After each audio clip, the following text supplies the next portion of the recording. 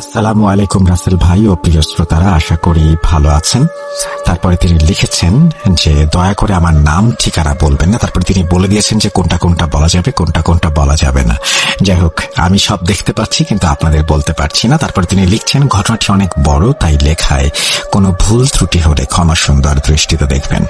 এরপরে তিনি বলছেন আমার ঘটনাটি যদি ভালো লাগে অবশ্যই রাসেল ভাই পড়ে শোনাবেন।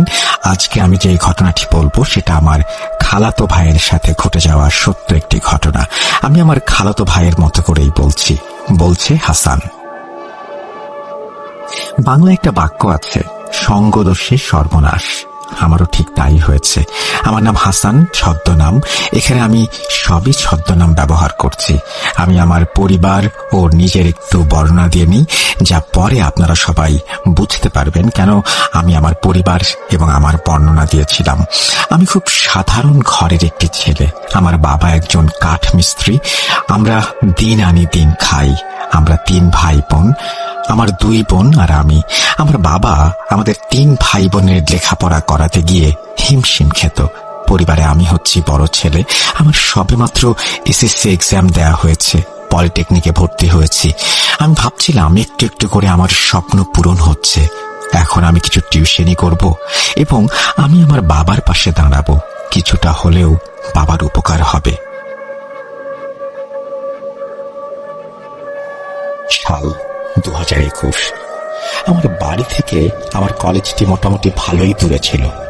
আমার গ্রাম থেকে আমি আর আমার এক ফ্রেন্ড সজীব শুধু ওই কলেজে পড়তাম, আর অন্যরা সবাই অন্য কলেজে চলে গিয়েছিল।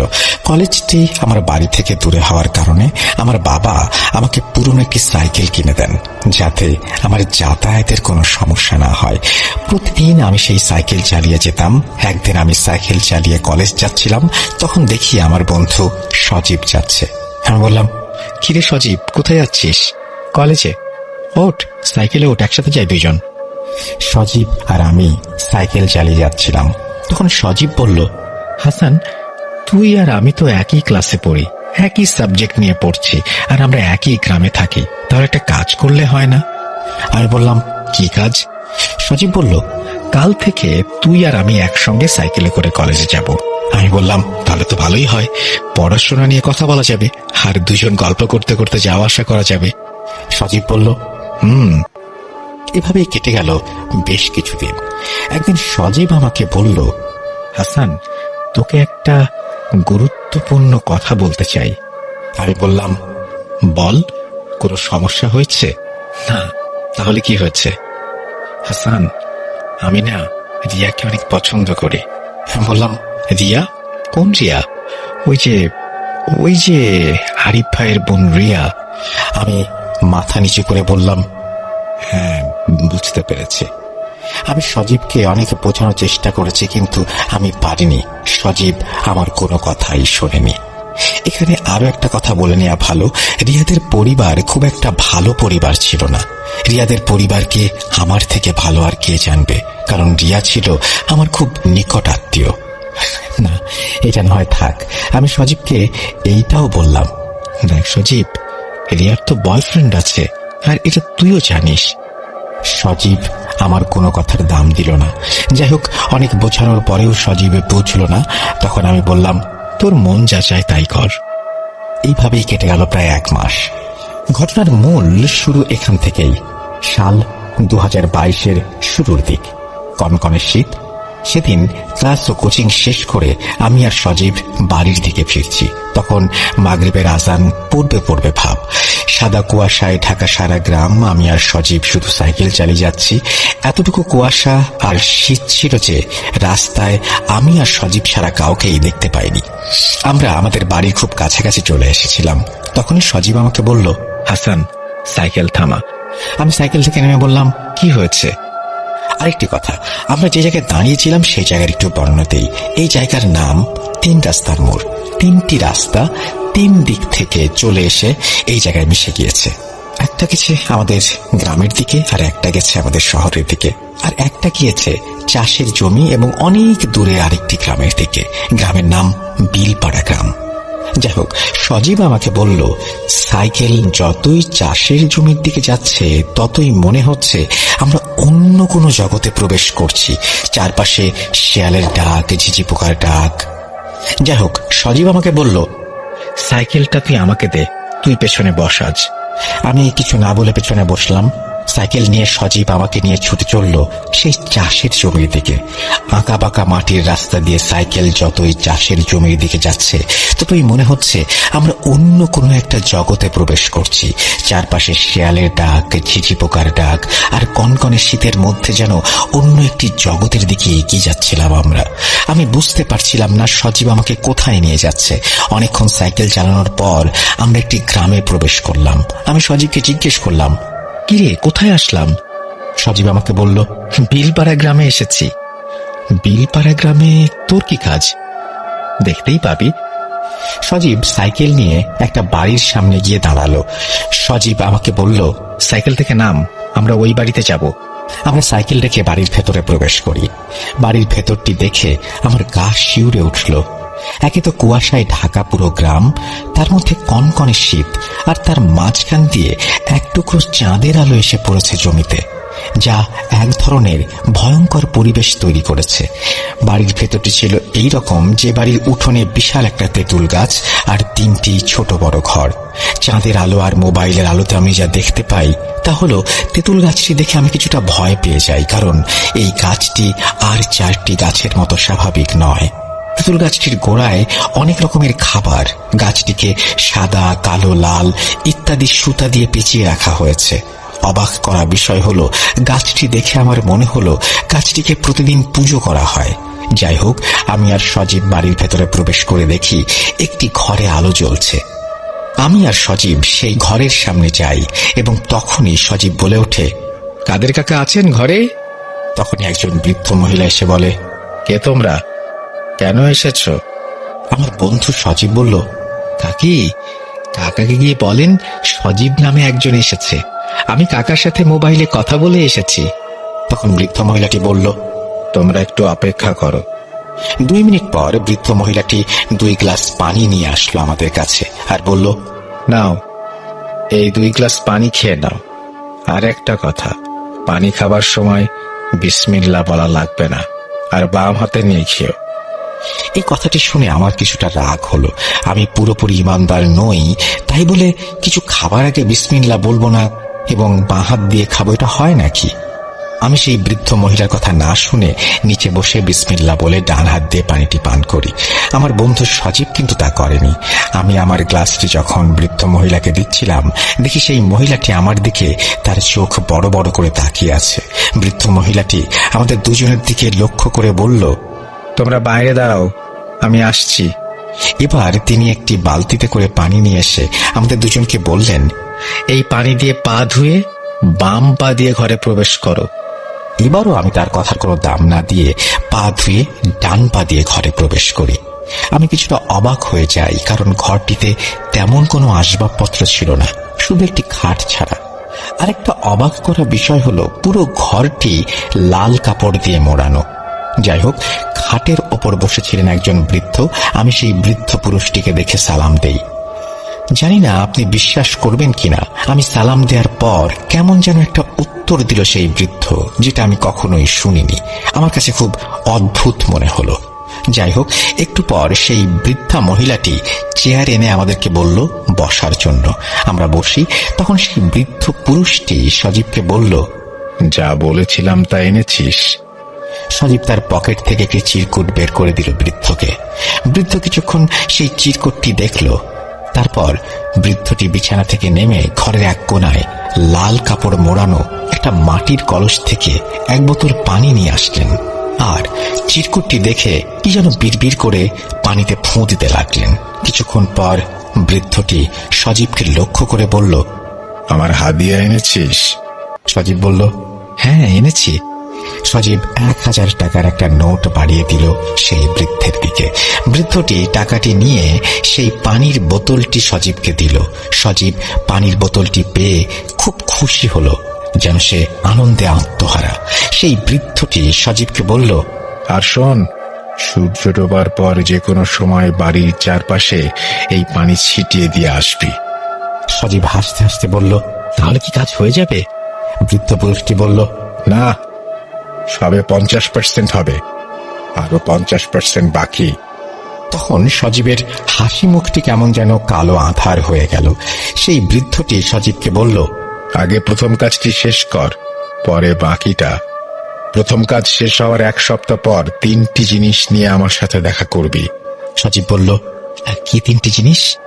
বৃদ্ধ বলল, তার ব্যবহার করা কাপড়ের টুকরো, তার 2-1টি চুল, আর সে খেয়েছে এমন কোনো খাবারের একটি টুকরো। যা করার 1 সপ্তাহের মধ্যেই করতে হবে, আর এই সপ্তাহের মধ্যে যদি না হয় তাহলে আর কখনো হবে না। সজীব বৃদ্ধ লোকটিকে লক্ষ্য করে বলল, যেভাবেই হোক আমি 1 সপ্তাহের মধ্যে সবকিছু নিয়ে আসব। তখন লোকটি বলল, আনতে পারলে ভালো, তোর এই বন্ধুটি অনেক চালাক চতুর, এত চালাক চতুর হওয়া ভালো না। এই বলে বৃদ্ধ লোকটি আমাদেরকে চলে যেতে বলল, আর বলল বাম পা দিয়ে বের হতে। সজীব বৃদ্ধ লোকটির কথা মেনে চলল, কিন্তু আমি মানতে পারিনি। আমি আর সজীব সাইকেল নিয়ে চললাম বাড়ির দিকে। আমার মনে তখন হাজারো প্রশ্ন উকি দিচ্ছে। কৌতূহল বশত আমি সজীবকে কিছু প্রশ্ন করলাম, কি সজীব, এই বৃদ্ধ কি কোনো কবিরাজ বা ওঝা? আর সবকিছুতে এই বাম হাত বাম পা এসব ব্যবহার করার কথা বলছে কেন? এ কেমন মানুষ রে ভাই? আর এই বৃদ্ধের সাথে তোর কি কাজ? সজীব একটু হাসি দিয়ে আমাকে বলল, বন্ধু একটু থাম, আমি জানি তোর মনে অনেক প্রশ্ন, আমি তোকে সব বলবো। আমার বেস্ট ফ্রেন্ড বলে কথা। শোন, আমার পরিবারের বিপদ, তাই বাবা আমাকে এখানে পাঠিয়েছেন। এই কথা তুই কাউকে বলবি না, কি তোর বাবাকে কি তোর মাকেও না। আচ্ছা ঠিক আছে, কিন্তু বৃদ্ধ লোকটি যে তোর কাছে চুল, কাপড়, খাবারের টুকরো চাইলো, এগুলো কি জন্য? সজীব তোতলাতে তোতলাতে বলল, এইগুলো এমনি, আমি এত কিছু জানি না। আমি আর সজীবকে আর কিছু বলিনি। তখনও আমার মনে অনেক প্রশ্ন উকি দিচ্ছিল। যাই হোক, আমাদের বাড়ির সামনে আমরা চলে এসেছি। সজীব আমাকে সাইকেল দিয়ে আমাকে বলল, বন্ধু কাউকে কিছু বলিস না। আমি বললাম, আরে সমস্যা নেই, আমি কাউকে কিছু বলবো না। সেই বলে সজীব তার বাড়ির দিকে চলে গেল, আর আমি আমার বাড়ির দিকে চলে আসলাম। এভাবেই কেটে গেল প্রায় 6 থেকে 7 দিন। সেদিন ছিল শনিবার। আমি আর সজীব ক্লাসের কোচিং শেষ করে বাড়ি ফিরছিলাম। সজীব বলল, হাসান আজকে একটু বিলপাড়া যাওয়া লাগবে। আমি বললাম, আমি যাব না। সজীব নাছোড়বান্দা, আমাকে না নিয়ে এসে যাবে না, অনেক কাকুতি মিনতি করলো। তারপর আমি রাজি হই সেখানে যাবার জন্য, কিন্তু আমি সজীবকে একটা শর্ত দিই যে আমি বাড়ির ভেতরে প্রবেশ করব না। সজীব বলল, আচ্ছা ঠিক আছে। সজীব আর আমি সাইকেল নিয়ে ছুটলাম সেই বিলপাড়া গ্রামের উদ্দেশ্যে। চারপাশে শুধু চাষের জমি আর চাষের জমি। চাষের জমির মাঝখান দিয়ে ছোট্ট একটা রাস্তা, সেই রাস্তা দিয়ে ছুটে চলেছে আমাদের সাইকেলটি। অনেকক্ষণ সাইকেল চালানোর পর আমরা গিয়ে পৌঁছালাম বিলপাড়া গ্রামের ওই বাড়িতে। বাড়ির সামনে আসার পর আমি সজীবকে বললাম, তুই বাড়ির ভেতরে যা, আমি তোর জন্য বাইরে অপেক্ষা করছি। সজীব বলল, আচ্ছা ঠিক আছে বলে বাড়ির ভেতরে প্রবেশ করলো। সজীব বাড়ির ভেতরে প্রবেশ করার পর আমি ভালো করে চারদিকটা দেখছিলাম। শ্রোতারা বিশ্বাস করবেন কিনা জানি না, এই আধুনিক যুগেও এই বাড়িটিতে কোনো আধুনিকতার বিন্দু মাত্র ছোঁয়া নেই, যেমন বিদ্যুৎ, টেলিভিশন ইত্যাদি। আরো অবাক করা বিষয় হলো, ছোট বড় ঘর আছে 3টি, তবে আমার চোখে মানুষ পড়েছে মাত্র 2 জন। বৃদ্ধ ও বৃদ্ধা ছাড়া আমি কাউকে এখানে থাকতে দেখিনি। আর এই বাড়ির আশেপাশে কোনো বাড়িও ছিল না। এই বাড়িটি গ্রামের সর্বশেষ বাড়ি, তারপর শুধু বিল আর বিল। আমি বিলের দিকে তাকিয়ে শুধু ভাবছিলাম, কি করে এখানে 2 জন মানুষ, তা আবার বৃদ্ধ বৃদ্ধা, থাকতে পারেন।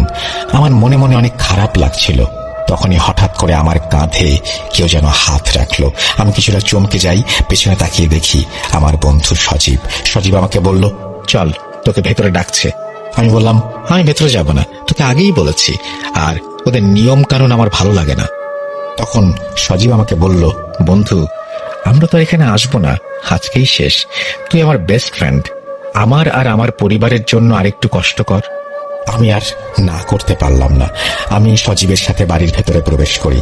প্রথম দিন আমি আর সজীব যেই ঘরে গিয়েছিলাম, আজকে আর আমাদেরকে সেই ঘরে নেয়নি। বৃদ্ধ মহিলাটি সজীবকে আর আমাকে বলল, আমার সাথে চল। মহিলাটি আমাদেরকে নিয়ে তেঁতুল গাছের গোড়ায় বড় একটি ঘরে নিয়ে যায়। যেই না আমি আর সজীব ঘরের ভেতরে প্রবেশ করেছি, তখনই বৃদ্ধ মহিলাটি একটু রাগান্বিত হয়ে আমাকে বলল, দাঁড়া, এত তাড়া কিসের? তোদের আগে পানি পান করাই, তারপর পা ধুয়ে ঘরে প্রবেশ করবি। এবার আমি একটু রাগান্বিত হয়ে বললাম, আমি বিসমিল্লাহ না বলে কিছু খেতে পারবো না, আর বাম পা বা বাম হাতও ব্যবহার করতে পারবো না। তখন আমার বন্ধু সজীব আমাকে শান্ত হওয়ার জন্য বলল। যাই হোক, আমরা ঘরে প্রবেশ করি। ঘরে প্রবেশ করে দেখি পুরো ঘর আগরবাতির ঘ্রাণে মোমো করছে, আর ঘরের চারপাশে হরেক রকমের মোমবাতি জ্বলছে।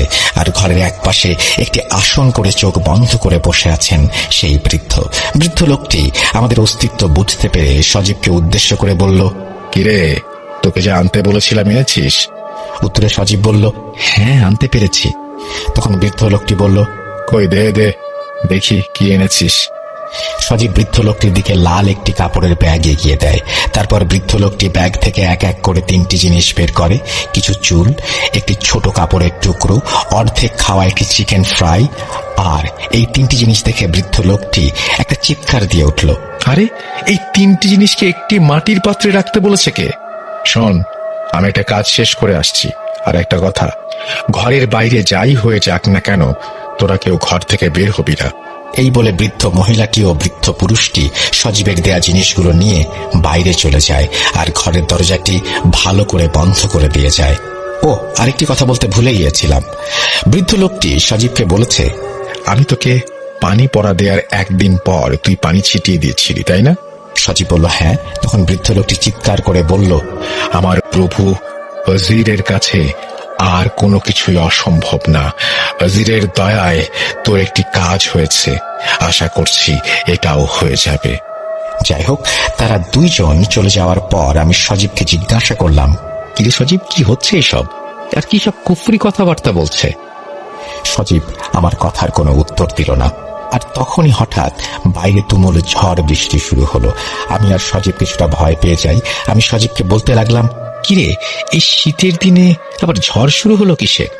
তখন আমি দেখি সজীব ভয় পেয়ে ভীতুর মতো একটি চেয়ারে বসে আছে।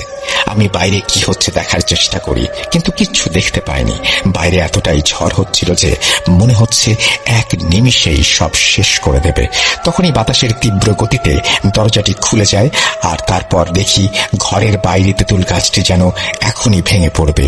আর সেই তেঁতুল গাছটির গোড়ায় বসে বৃদ্ধ পুরুষ ও মহিলাটি কোন একটি অবয়বকে পুজো করছে, আর তাদের পুজোকে লক্ষ্য করে বেশ কিছু কালো অবয়ব তাদের চারপাশে ঘোরাঘুরি করছে। এই দেখে আমি ভয়ে সজীবের কাছে যাই আর রাগান্বিত হয়ে বলি, তুই এই কোথায় নিয়ে আসলি আমাকে? সজীব ভয়ে কিছু বলতে পারছিল না। এভাবে ঝড় চলল 15 থেকে 20 মিনিটের মতো। কিছুক্ষণ পর আমাদের মনে হলো ঝড় থেমে গেছে। তার কিছুক্ষণ পর আমরা দেখি আমাদের দরজাটি খুলেছে। ঘরে প্রবেশ করলো সেই বৃদ্ধ আর বৃদ্ধা। তারা আমাদের দুজনকে দেখে বলল, বিশেষ করে আমাকে লক্ষ্য করে বলল, কি রে, ভয় পেয়েছিস? এই বলে বৃদ্ধ লোকটি একটু হাসলো। বৃদ্ধ লোকটি হাসতে হাসতে তার আসনে গিয়ে বসলো আর বলল, সজীব, তোর কাজ হয়ে গেছে।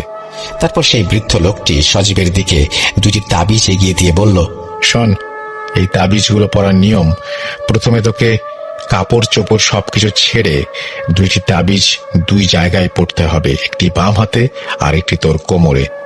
আর দ্বিতীয় নিয়ম হলো শিরাতে কোনো কাপড় চোপড় ইউজ করা যাবে না। কি পারবি? সজীব বলল, আমি সব করতে পারবো। আমি বললাম, কিরে সজীব, তুই পাগল হয়ে গেলি নাকি? সজীব আমাকে ধমকের সুরে বলল, তুই চুপ থাক। সজীবের কাছে আমি এরকম ব্যবহার আশা করিনি। যাই হোক, আমি আর সজীব তাদের কাছ থেকে বিদায় নিয়ে চলে আসব। তখনই সেই বৃদ্ধ লোকটি বলে উঠল, বাম পা দিয়ে বের হ, আর শোন, তাবিজ 2টো বাঁধার আগে তেঁতুল গাছের গোড়া থেকে 2টি সুতো নিয়ে যা, একটি লাল আর একটি কালো। সজীব উত্তরে বলল, আচ্ছা ঠিক আছে। এই বলে সজীব আর আমি ঘর থেকে বের হয়ে যেই না তেঁতুল গাছের গোড়ায় যাই, আমার আত্মারাম খাঁচাছাড়া হয়ে যায়। দেখি গোড়ায় বেঁধে রাখা হয়েছে একটি মুরগি, একটি কোয়েল পাখি, একটি কবুতরের বাচ্চা ও একটি কুঁচে সাপ, আরো কিছু মুরগির মাথা, সিঁদুর ইত্যাদি। কি ভয়ানক দৃশ্য! এইসব দৃশ্য দেখে সজীবকে বললাম, কিরে, এসব তো কুফরি কালামের নমুনা। সজীব একটু মুচকি হেসে বলল, আরে না, কাদির কাকা অনেক ভালো মানুষ। হ্যাঁ, তা তো দেখতেই পাচ্ছি। তখনই ঘরের ভেতর থেকে সেই বৃদ্ধ লোকটি বলে উঠল, কিরে, নিতে পেরেছিস? সজীব বলল, জি পেরেছি। তারপর সেই বৃদ্ধ লোকটি বলল, এখন এখান থেকে তাড়াতাড়ি চলে যা, অনেক রাত হয়েছে, আর আমার টাকার কথা বলিস না যেন। এই বলে বৃদ্ধ লোকটি থেমে যায়। আমি আর সজীব লাল সুতো, কালো সুতো আর তাবিজ নিয়ে রওনা হলাম। বাড়ি আসতে আসতে আমি সজীবকে অনেক প্রশ্ন করি, আর উত্তরে সজীব বলে পরিবারের অনেক বিপদ, তাই সে এমন কাজ করেছে। এই বিষয়টি পাঁচকান করতে চায় না সে। আমি সব শুনে আর কথা বাড়ালাম না, কারণ এমনি অনেক দেরি হয়ে গেছে। তার মধ্যে বাড়ি থেকে বারবার ফোন আসছে। যথারীতি আমরা বাড়ি চলে আসি। এভাবে কেটে গেল এক সপ্তাহ। একদিন আমি আর সজীব কলেজের মাঠে বসে আছি। হঠাৎ আমাদের সামনে আসলো রিয়া। সজীব রিয়াকে অনেক পছন্দ করে, কিন্তু রিয়া পছন্দ করতো আরেকজন ছেলেকে, আর সজীবকে সে দেখতে পারত না। আমি সজীবের সাথে চলি বলে রিয়া মাঝে মাঝে আমাকে কথা শোনাতো। যাই হোক, রিয়াকে দেখে সজীব তো অবাক। রিয়া মাঝে মাঝেই আমার কাছ থেকে কিছু নোটবুক নিত। আমি মনে করলাম হয়তো সে নোটবুকের জন্য এসেছে। আমি যেই না রিয়াকে জিজ্ঞেস করব রিয়া কিছু লাগবে, তখনই রিয়া বলল, সজীব, তোমার সাথে আমার কথা আছে, চলো আমার সাথে। সজীব আর রিয়া চলে যাচ্ছিল। তখন সজীব ঘাড় ঘুরিয়ে আমার দিকে তাকিয়ে একটু হাসি দিল। আমি জানতাম যে সজীবের সাথে এটাই আমার শেষ দেখা, শেষ কথা, শেষ চলা। কি ভাবছেন, সজীব মারা গিয়েছে? না, সজীব মারা যায়নি। ওই দিনের পর থেকে সজীব আর আমার একসাথে কলেজে যাওয়া হয়নি, কথাও বলা হয়নি, সজীবের সাথে তেমন দেখাও হয়নি। প্রিয় শ্রোতা, আপনারা নিশ্চয়ই বুঝতে পারছেন আমি কেন বলেছিলাম সঙ্গদোষে সর্বনাশ। এখন আমি যতটুকু বলবো তার অর্ধেক বলবো, আর অর্ধেক বলবে আমার খালাতো ভাই রাকিব। যাই হোক, এভাবে কেটে গেল প্রায় 1 মাস। সজীবের সাথে আমার কথা হয়নি, আমিও নিজে সজীবের সাথে কখনো দেখা করতে যাইনি।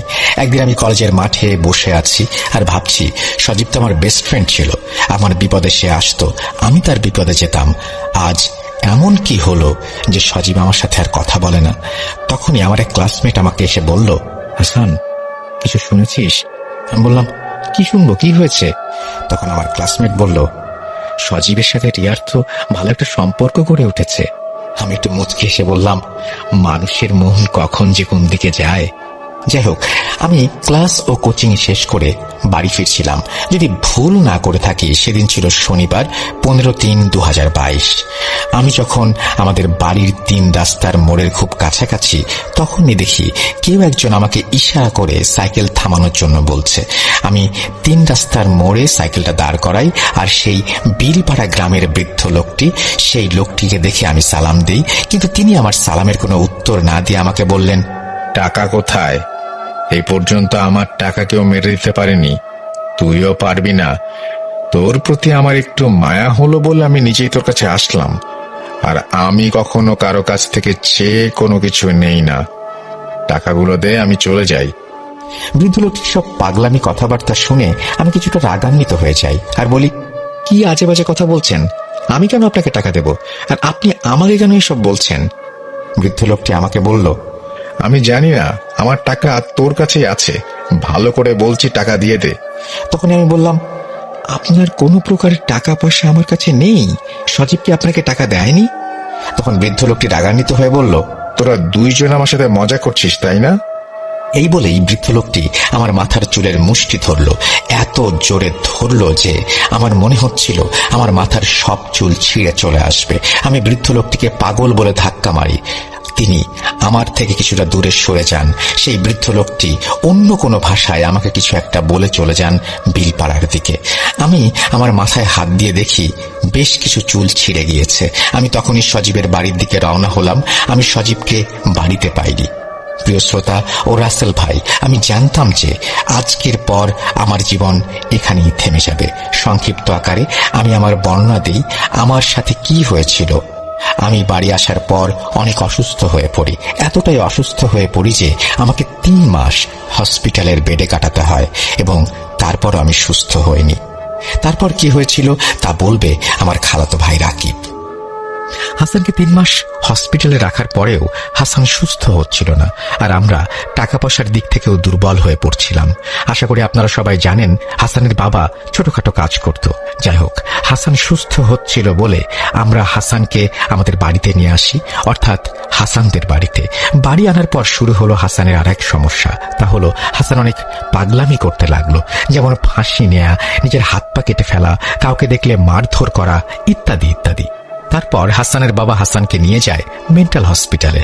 ডক্টর হাসানের ব্যবহার বা পরিস্থিতি দেখে বলল হাসানকে এখানে কিছুদিন রাখতে হবে, তার অবস্থা বেশি ভালো না। হাসানের বাবা হ্যাঁ বলে 2 চোখ মুছতে মুছতে হসপিটাল থেকে বেরিয়ে গেল।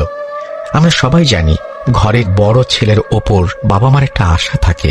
হাসানের বাবা মারও তাই ছিল। যাই হোক, মানসিক হাসপাতালে 1 সপ্তাহ 2 সপ্তাহ করতে করতে কেটে যায় 3 মাস। তাও হাসান সুস্থ হচ্ছিল না। হাসানের চিকিৎসা করতে গিয়ে হাসানের বাবা তাদের ভিটে বিক্রি করে দেয়। তবু হাল ছাড়েনি। একসময় মানসিক হাসপাতাল থেকে হাসানকে বাড়িতে পাঠিয়ে দেয়া হয়, কারণ হাসানের অবস্থা খুবই খারাপের দিকে যাচ্ছিল। হাসান খাবার খেত না, আর একটি কষ্টদায়ক কথা হলো হাসান পঙ্গু হয়ে যায়। ডাক্তার বলেন হাসানের রক্তশূন্যতার কারণে হাত পায়ের রগ শুকিয়ে যাওয়ার কারণে সে পঙ্গু হয়ে গিয়েছে। আরেকটি কথা বলতে ভুলে গিয়েছিলাম, হাসানকে অনেক হুজুর কবিরাজও দেখানো হয়েছে, কেউ কিছু বলতে পারল না, হাসানের সমাধান দিতে পারল না। হাসানকে মানসিক হাসপাতাল থেকে পাঠিয়ে দেওয়ার পর সে বিছানায় শুয়ে শুধুমাত্র মৃত্যুর দিন গুনছে। আমরা আমাদের সামর্থ্য মতো যতটুকু পেরেছি তা করেছি, কিন্তু আমরা একটা সময় আর পারিনি। আমরা হাসানের আশা ছেড়ে দেই। তখনই আমরা আশার আলো দেখতে পাই। বাংলায় একটি কথা আছে, রাখে আল্লাহ মারেকে। হঠাৎ আমাদের গ্রামে বাংলাদেশের নাম করা এক হুজুর আসেন ওয়াজ মাহফিলে। গ্রামের অনেকেই বলাবলি করছিল এই হুজুর নাকি অনেক বড় মাপের আলেম, তিনি অনেক কিছুর সমাধান করতে পারেন। এই কথা শুনে আমি আর হাসানের বাবা চলে যাই সেই হুজুরের কাছে। হুজুরের মাহফিল শেষ হলে আমরা হুজুরের সাথে কথা বলি। হুজুর বলেন, আমি তো এখন যেতে পারবো না, আমার আরেক জায়গায় ওয়াজ মাহফিলে যেতে হবে। গ্রামের মানুষ ও আমাদের কাকুতি মিনতি দেখে হুজুর হাসানকে এক নজর দেখতে আসেন। হুজুর বাড়ির ভেতরে প্রবেশ করেই বললেন, এই বাড়িতে একটা আড্ডাখানা হয়ে গিয়েছে, কিভাবে আছেন এই বাড়িতে? এই বলে হুজুর হাসানের ঘরে প্রবেশ করে। হুজুর হাসানকে দেখেই আল্লাহু আকবার বলে চিৎকার দিয়ে ওঠেন। বলেন, এই ছেলে এখনো জীবিত আছে কিভাবে তা আল্লাহই ভালো জানেন। হাসানের বাবা জিজ্ঞেস করেন, হুজুর কি হয়েছে আমার ছেলের? হুজুর যা বলেন তা শোনার জন্য হয়তো হাসানের বাবা মা কেউই প্রস্তুত ছিলেন না। হুজুর বলেন, তার উপর অনেক খারাপ ধরনের কালো জাদু করা হয়েছে। কালো জাদুর কিছু ভাগ আছে। হাসানের উপর করা হয়েছে খুব নিকৃষ্ট এবং নাপাকি জিনের সর্দার দ্বারা করানো কোনো জাদু। আমি এখানে ওর কোনো চিকিৎসা করতে পারবো না, হুজুর বলছেন। হাসানকে শুক্রবার সকালে আমার মাদ্রাসায় নিয়ে আসবেন। হুজুরের কথা মতো আমরা শুক্রবার সকালে হুজুরের মাদ্রাসায় চলে যাই হাসানকে নিয়ে। হুজুর হাসানকে দেখে বললেন, সে বসতে পারবে না, তাই তাকে এখানে শুইয়ে দিন। তারপর হুজুর হাসানের চারপাশে একটা গোল বৃত্ত এঁকে দিলেন। তারপর ছোট বড় মোট 15 জন হুজুর নিয়ে শুরু হলো হাসানের রুকাইয়া। আমরা তখন বাইরে দাঁড়িয়েছিলাম। আমরা অনেক কিছুর আওয়াজ শুনতে পাই এবং অনেক কিছুর ধস্তাধস্তির শব্দ শুনতে পাই। যাই হোক, রুকাইয়া চলে প্রায় 1 ঘন্টা। কিছুক্ষণ পর হুজুর ঘর থেকে বেরিয়ে আসেন, আর আমাদেরকে যা বলেন তা শোনার জন্য আমরা মোটেও প্রস্তুত ছিলাম না। বলছেন, আমি তো আগেই বলেছিলাম হাসানকে কালো জাদু করা হয়েছে, আর হাসানের উপর যে কালো জাদু করা হয়েছে তা সাধারণ কেউ করতে পারবে না, কারণ এই জিনকে পেতে হলে মানুষ কুরবান করতে হয়। আর হাসানকে যেই কবিরাজ কালো জাদু করেছে সে তার 3 জন ছেলে মেয়েকে কুরবান করেছে সেই জিনকে পাওয়ার জন্য। আর এই জিনের আছে অলৌকিক অনেক ক্ষমতা, যা অন্য কোনো জিন কখনো করতে পারে না। অন্য জিনের সেই ক্ষমতা থাকে না। আর এই জিন হচ্ছে সর্দার জিন। আর জিনও বারবার ফিরে আসছিল, কারণ কবিরাজের জিনগুলো ছিল নাপাক এবং পোশাকবিহীন। আপনারা জানেন কি কেন হাসানকে কালো জাদু করা হয়েছে? হাসান আর হাসানের এক বন্ধু একটি মেয়ের ওপর কালো জাদু করার জন্য যে কবিরাজের কাছে গিয়েছিল, কবিরাজ কিছু টাকার জন্য সেই কালো জাদুটি উল্টে হাসানের ওপর করে। হাসান আর তার বন্ধু কবিরাজকে বলেন, যদি আপনি জাদুর কাজ করে দেন, আমি সেই মেয়েকে পাই, তাহলে আপনাকে আমি সব টাকা, অর্থাৎ আমার সব টাকা দিয়ে দেব, এবং কাজ না হলে কোনো টাকা পয়সা আমি দেব না। কবিরাজের কালো জাদু কাজ করে, কিন্তু কবিরাজকে কোনো টাকা পয়সা দেয় না। কবিরাজ অনেক দিন হাসানের বন্ধুর কাছে গিয়েছিল, কিন্তু সে টাকা দেয়নি। আর সে বলে আমি টাকা অনেক আগে হাসানকে দিয়েছি, আপনি তার কাছ থেকে নিয়ে নেন। তারপর থেকে কবিরাজ হাসানকে খুঁজতে থাকে, আর একদিন হাসানের সাথে দেখা হয়ে যায়। সেই কবিরাজ হাসানকে তার টাকা দেওয়ার জন্য চাপ প্রয়োগ করে। হাসান তো কিছুই বুঝতে পারে না। সেইখান থেকেই হুজুরের ক্ষোভ এবং তার থেকেই হাসানের প্রতি এই নিকৃষ্ট প্রতিশোধ, এবং হাসান পড়ে যায় বিপদে। হায় রে মানুষ! এই বলে হুজুর থামেন। ঘটনাটি অনেক বড় হয়ে গিয়েছে, তার জন্য আমাকে মাফ করবেন। আসলে স্বপ্ন অনেক ছোট হয়, কিন্তু বাস্তব অনেক বড়। হাসান এখন মোটামুটি সুস্থ, তবে সে আর কোনোদিন দাঁড়াতে পারবে না। আশা করি আপনারা সবাই বুঝতে পেরেছেন আমি প্রথমে কেন বলেছিলাম সঙ্গ দোষে সর্বনাশ। সজীব ও রিয়ার কয়েক মাস হলো বিয়ে হয়েছে, তাদের জন্য সবাই দোয়া করবেন। আমি জানি সজীব আমার জীবন নষ্ট করে দিয়েছে। আবারও হাসান বলছেন এই কথাগুলো। আমি আল্লাহর কাছে তার বিচার চাই, আর আমার জন্য দোয়া করবেন। অনেকেই হয়তো বলবেন সজীবের বিরুদ্ধে পদক্ষেপ কেন নেয়নি। আসলে তার পরিবার ছিল এলাকার মাথা, আর আমরা চাইলেও কিচ্ছু করতে পারবো না। আরেকটা কথা বলে আমি শেষ করব, তা হলো না জেনে না বুঝে কোনো বন্ধু বান্ধবের সাথে যোগ দেবেন না। সেই বৃদ্ধ কবিরাজের বিষয়ে আমরা অনেক কিছু জেনেছি, ইনশাআল্লাহ অন্য একদিন বলবো।